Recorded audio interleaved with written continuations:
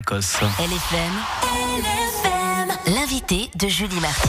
7h20, les arnaques à l'amour se font de plus en plus nombreuses. Et on en parle ce matin avec Quentin Rossi. Bonjour. Bonjour. Vous êtes professeur à l'école des sciences criminelles de l'UNIL. On s'intéresse aujourd'hui aux arnaques aux sentiments. Les corps de police et la prévention suisse de la criminalité lancent une campagne et mettent en garde contre ce phénomène. Pourquoi est-ce que les escrocs, entre guillemets, utilisent ce procédé-là ?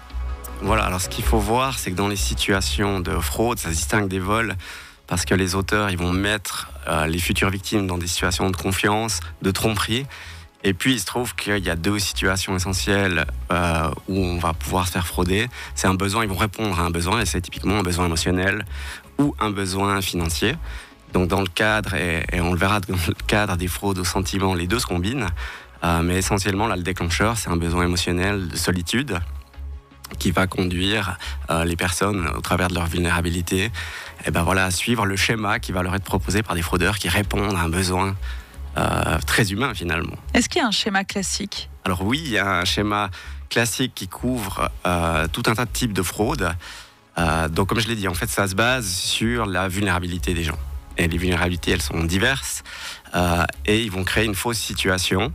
Typiquement adopter une fausse qualité, comme par exemple ici un être attirant potentiellement pour créer un schéma de fraude au sentiment, mais ça peut être aussi tout simplement, par exemple dans le e-commerce, un faux acheteur ou un faux vendeur qui va répondre à ce besoin de vente ou d'achat.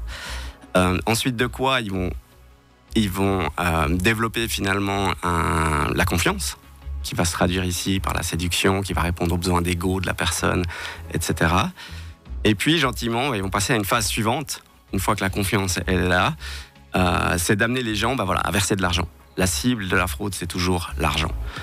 Donc là, ils vont créer une situation, typiquement une situation d'urgence, pour que les gens, finalement, répondent et puis versent de l'argent, typiquement dans une situation comme les fraudes aux sentiments, ils vont se retrouver, par exemple, dans une situation difficile, et puis ils ont besoin d'argent pour régler une situation difficile, un besoin particulier.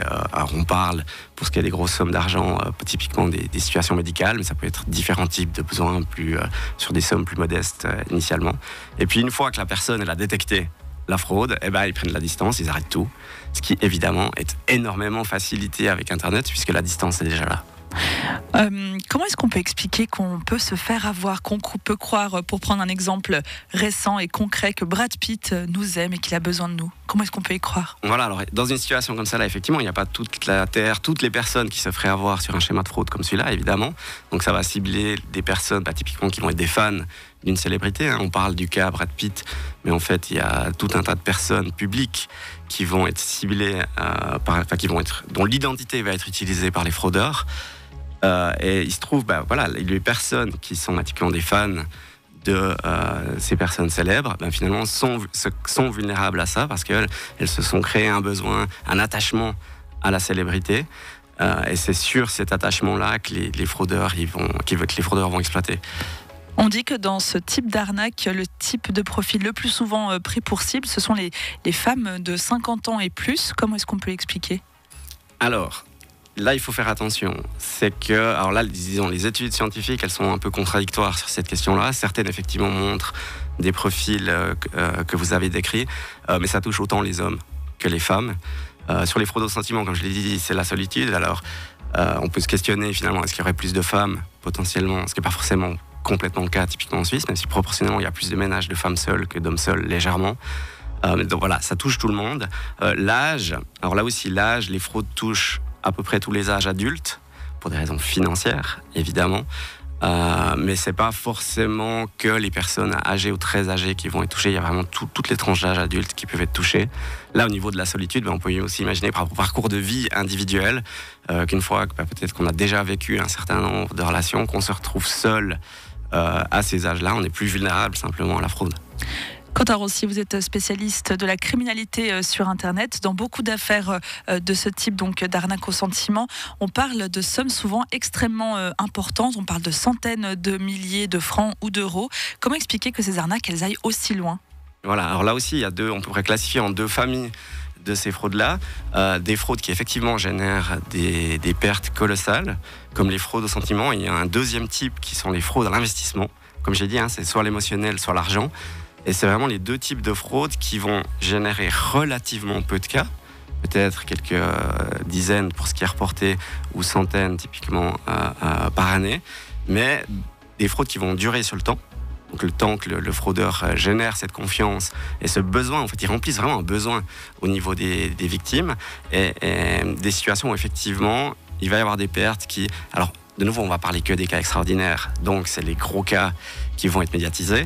Quand on parle plutôt des valeurs médianes ou moyennes, on est quand même plutôt sur des dizaines, plusieurs dizaines de milliers de francs quand même. Voilà. Mais ce qu'il faut savoir, c'est qu'en réalité, ces fraudeurs-là, c'est presque c'est un travail quelque part, ça va prendre du temps de faire ça. Et à côté de ça, ils vont faire tout un tas de petites fraudes qui sont typiquement des fraudes dans le e-commerce, qui vont prendre beaucoup moins de temps, générer moins de profits, quelques centaines de francs, parfois éventuellement milliers de francs. Et là, ça va être des fraudes de haut volume, avec peu de revenus individuellement par rapport aux fraudes d'investissement.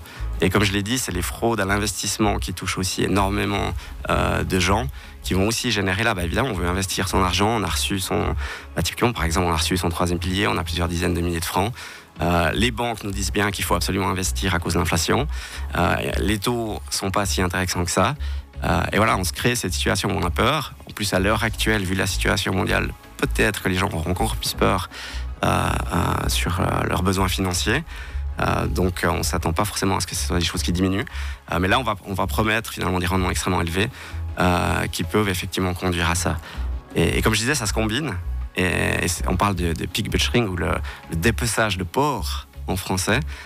C'est-à-dire que dans les fraudes au sentiment, parfois les auteurs, s'ils voient que la victime typiquement a de l'argent ou est prête à investir, ils vont l'amener à investir sur par exemple des fausses plateformes d'investissement. Quand on s'est fait arnaquer, on peut se sentir un peu honteux. Qu'est-ce que vous auriez à dire à quelqu'un qui a été victime d'escroquerie ? Alors évidemment qu'on se sent honteux et que c'est normal de se sentir honteux. Comme je l'ai dit, c'est des fraudes qui vont toucher toutes les tranches d'âge, donc suivant les scénarios, qui vont potentiellement toucher à peu près tout le monde. Et ce qu'il faut voir, c'est que dans les parcours de vie qu'on peut avoir, être vulnérable à un moment donné de sa vie à une fraude plutôt qu'une autre, ça peut vraiment toucher tout le monde. Donc dans l'absolu, il n'y a aucune honte à s'être fait tromper et puis avoir subi la fraude. Et au contraire, il faut arriver à surmonter ça pour précisément parler. Les polices suisses lancent une campagne contre les arnaques sentimentales sur Internet visant à protéger les victimes et dissuader les criminels. Il y aurait eu 200 victimes vaudoises depuis 2021. Qu'est-ce que vous pensez de ce chiffre ? Alors de nouveau, là la situation, c'est précis. On vient de parler de la honte, probablement qui minimise assez largement. On sait que les taux de reportabilité globale sur les délits contre le patrimoine sont relativement faibles, sur Internet en particulier. Dans ce genre de cas-là, probablement également.